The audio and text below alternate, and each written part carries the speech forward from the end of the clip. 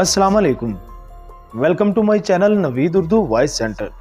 तमाम वीडियोस की अपडेट्स के लिए हमारे चैनल को सब्सक्राइब कीजिए। तो चलिए सुनते हैं आज की वीडियो में एक कैदी जिन की पुरअसरार और खौफनाक कहानी। यह कोई मन घड़त कहानी नहीं, बल्कि दर हकीकत एक शख्स का अपने बचपन में देखा हुआ पुरअसरार वाक़या है। जब यह वाक़या रूनुमा हुआ तो ये शख्स, जो कि इस वक्त कम उम्र बच्चा था, इस शख्स की अपनी ज़ुबानी मेरा नाम मुजीबुर रहमान है। 1943 में मेरी उम्र 10 साल थी और इस ज़माना में हमारा ख़ानदान गांव पिंड झाटला, जो कि रवात से करीब है, वहां रहा करता था। हम लोग खुशो खुर्रम ज़िंदगी गुजार रहे थे। हमारा गांव खुशियों का गहवारा था। गांव में हिंदू मुस्लिम दोनों ही आबाद थे, जो कि आपस में सब्र और शुक्र की ज़िंदगी गुजारते थे। किसी को किसी से शिकवा शिकायत ना थी, बल्कि हर तरफ खुशहाली थी। मेरी खाला, जो कि इस ज़माना में मौजूदा भारत के शहर अमरोहा में रहा करती थी, उन्होंने हमें अपनी बेटी, जिसका नाम रुखसाना था, इसकी शादी का दावतनामा बमाओ अहलो अयाल भेजा। इस दावतनामा के साथ एक लेटर भी था, जिसमें खाला ने अम्मी को ताकीद की थी, मेरी बेटी की शादी में तुम लाजमी और फौरी आना, क्योंकि ये हमारे घर की आखिरी शादी है। हमारी फैमिली में हम कुल 4 अफराद थे, वालिद वालदा, मैं और मेरी बहन नाजिश, जो मुझसे छोटी थी। मुझे अच्छी तरह याद है कि हम लोग ट्रेन के ज़रिए अमरोहा पहुँचे तो खाला के घर वालों ने हमारा बड़ी गर्मजोशी से इस्तकबाल किया। शादी की तकरीब चूँकि करीब ही थी, लिहाजा इस वजह से वहाँ खूब गहमा गहमी थी। हर कोई खुशियों में मगन था। वहाँ हमारी फैमिली के अलावा और दीगर हमारे ख़ानदान के लोग भी आए हुए थे। हम बच्चों ने पहली बार इन लोगों को देखा था, जिनको देखने की ख्वाहिश थी। इस शादी की तकरीब में उम्र के लिहाज से टोलियां बन गई थीं। बुजुर्ग औरतें, जवान लड़कियां, लड़कों ने अपने अपने ग्रुप्स बना लिए थे। हम चौके बच्चे थे, लिहाजा हमारा ग्रुप भी वसी हो गया था। इनमें हमारे कज़न्स के अलावा वहाँ के मुकामी बच्चे भी शामिल थे, जिनकी तादाद लगभग 20 हो गई थी। बड़े अपने कामों बातों में मसरूफ़ अमल रहने लगे, जबकि हम बच्चे आपस में घुल मिलकर खेलने कूदने और रवायती बचगाना शरारतें करने में लगे रहे। एक शाम ये हुआ कि जब कज़न रुखसाना की मेहंदी की तकरीब होनी थी, लिहाजा शादी के घर में खूब हंगामा आराई जारी थी और रस्म हिना में काफ़ी देर थी। हम बच्चों की टोली में शामिल एक लड़का साकिब, जो कि मुकामी रहने वाला था, इसने हमें बतलाया कि यहाँ से कुछ दूर एक बुजुर्ग के मज़ार के अहाते में एक सदियों पुराना जिन कैद है, आओ उसे दिखा कर लाऊं। लेकिन ये बात यहाँ किसी बड़े को ना बतलाना, वरना वो हमें नहीं जाने देंगे। बाहर से दीगर बच्चों ने इससे पूछा, क्यों नहीं जाने देंगे? इस पर साकिब ने हमें बतलाया, सुना है कि किसी ज़माना में हमारे इस शहर के इस मखसूस इलाका में एक जनूनी आवारा जिन ने अपनी दुनिया से निकाले जाने के बाद यहाँ अपना डेरा जमा लिया था और वो यहाँ के बासियों को बहुत तंग करने लगा था। बिलाखिर इसे एक नेक बुजुर्ग जिन, जिनका नाम हाफिज रोशनदीन था, उन्होंने अनथक कोशिशों, अबादतों, अमलियात और चिल्लों के ज़ोर से इसे बड़ी मुश्किल से काबू किया था। जबकि इस जिन को काबू करने के अमल के बाद इनकी जान भी चली गई थी। हमारी टोली में शामिल मेरी फुप्पो का पोता, जो कि तकरीबन हमारा हम उम्र था, इसका नाम जमशेद था। इसने साकिब को मजबूर किया कि वो सबको वहाँ लेकर जाए। मैंने और टोली में शामिल तकरीबन सब बच्चों ने इसके साथ जाने की हामी भर ली। वैसे साकिब हम बच्चों में से सबसे बड़ा था। मेहंदी की रस्म होने वाली थी। इस गर्ज से हमारी माँ ने हम सब बच्चों को नए कपड़े पहनाकर तैयार कर दिया था। साकिब से हमने पूछा वहाँ का फासला कितना है, तो इसने बताया कि ज़्यादा से ज़्यादा वहाँ जाने में 15 मिनट लगेंगे और हम आधे घंटे बाद इस कैदी जिन को देखकर वापस भी आ जाएंगे। साकिब ने कैदी जिन का ऐसा नक्शा खींचा और ये भी बताया कि वो जिन चौके कैद में है और किसी को कोई ज़रर नहीं पहुँचा सकता। हम बच्चों की टोली जब इन बुज़ुर्ग के मज़ार की हदूद में दाखिल हुई तो वहाँ सब कुछ मामूल के मुताबिक था। मैंने आसमान की जानब देखा तो आसमान खुला खुला रोशन और चीदा चीदा बादलों की टुकड़ियां नजर आ रही थी। बुजुर्ग के मज़ार की हालत इंतहाई मखदूश थी। मज़ार के अहाता में बिल्कुल दरमियान में इनकी शिकस्ता कब्र मौजूद और इसका फर्श इंतहाई बदहाली की तस्वीर पेश कर रहा था। वहाँ जगह जगह मिट्टी के ढेरों खुश्क पत्ते, जा बजा छोटी बड़ी टूटी हुई लकड़ियाँ और उजाड़ वीरान कर्ब व जवार, जो कि अजीब यास व महरूमी का नक्शा पेश कर रहा था, और साथ ही नागवार बू फिजा में सरायत किए हुए थी। अबे कहाँ है वो कैदी जिन जिसको हम देखने आए हैं? हमारी टोली में शामिल एक लड़का अंजुम ठट्ठा लगाते हुए बोला, तो और बच्चों ने भी इसकी तायद की और कहाँ जिन के मुतल्लिक अजीब अजीब अल्फाज बोलने लगे और साथ ही उछल कूद करके कहकहा लगाने लगे।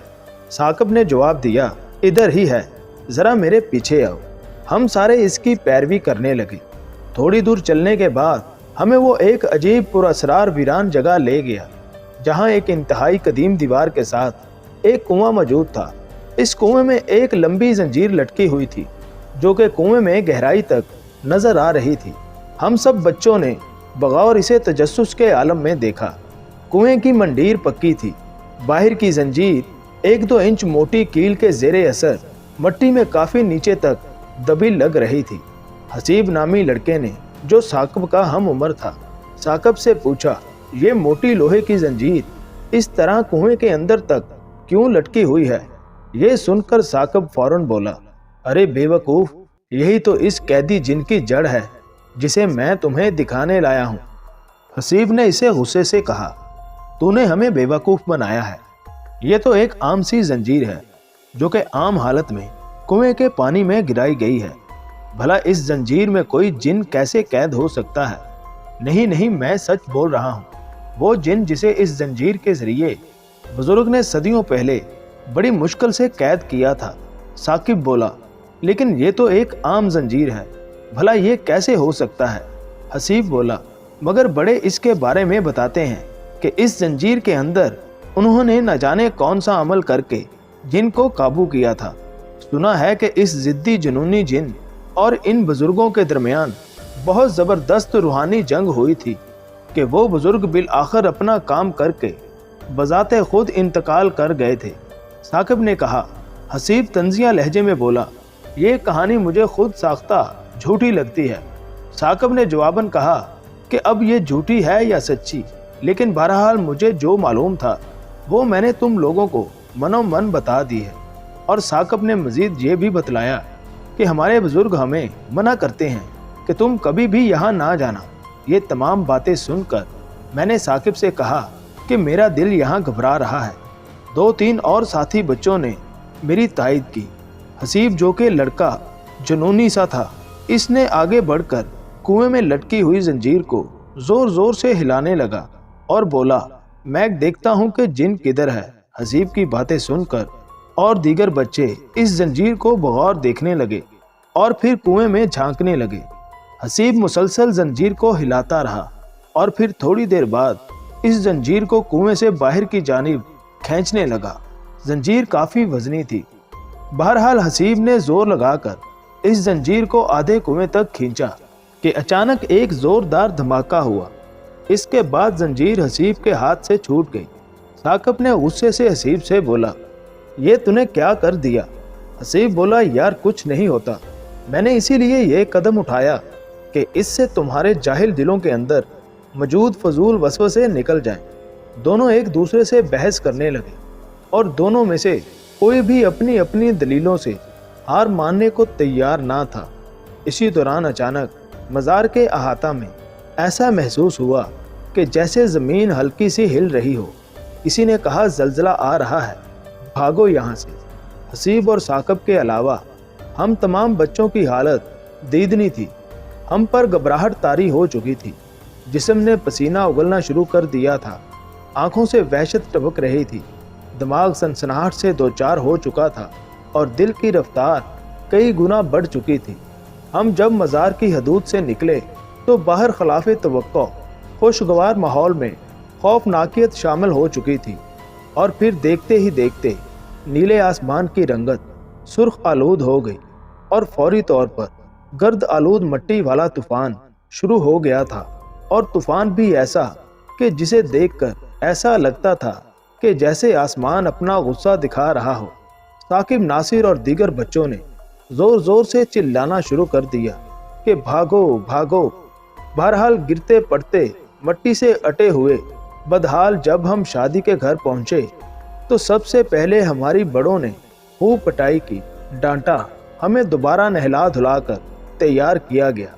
खाला का घर भी इसी नागहानी तूफान की वजह से नागुफ्ता हो चुका था। मेहमानों के लिए लगाई गई कनातें उड़ गई थीं। जर्दे की पकती देग भी अपनी जगह से हिलकर नीचे आ गिरी और सारी जर्दा की देग खाक आलूदा हो गई। खालू ने जब ये सुना कि बच्चों की टोली मज़ार के अहाता में गई थी और हसीब ने कुएं में लटकी हुई जंजीर ऊपर खींची तो वो मजीद आग बगोला हो गए। उन्होंने हमें खूब मारा पीटा और डांटा। दूसरे दिन दोपहर को बारात आनी थी। हमें खूब अच्छी तरह नहला धुलाकर ये ताकीद कर दी गई कि हम घर पर मौजूद रहें, कहीं दूर ना जाएं, और ख़ास तौर पर यह कहा गया कि साकब और हसीब के नज़दीक ना रहें क्योंकि ये दोनों तमाम बच्चों में ज़्यादा उम्र के थे और कुछ ज़्यादा शरारती भी।